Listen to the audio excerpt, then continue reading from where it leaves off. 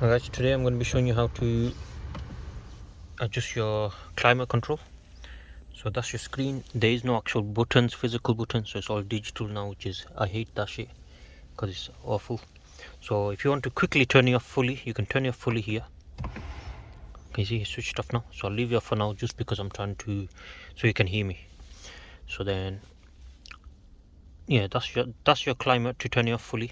That's your button to do the recirculation, so no air from outside comes inside the car. But to actually control the climate, you have to press here. It's a touch sensitive button.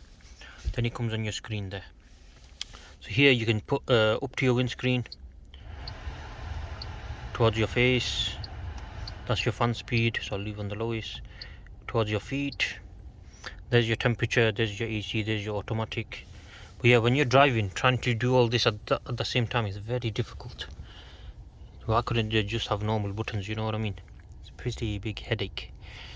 Because sometimes the temperature changes, you need to quickly change it, you can't. It's about fucking 10-15 clicks, man, extra.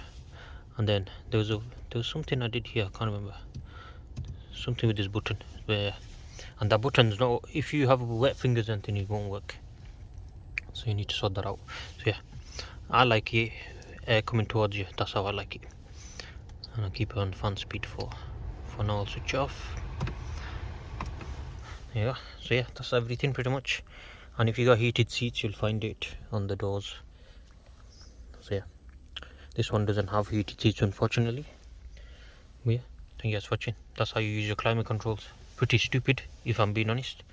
The normal dials would have worked, especially here as well. It looks alright. You could have had an up down button, could have everything. They had plenty of space. But yeah, it is what it is. Or they could have done even another layer here with all the climate control buttons rather than all this digital headache. So yeah, thank you guys for watching. Please subscribe to the channel. Good night.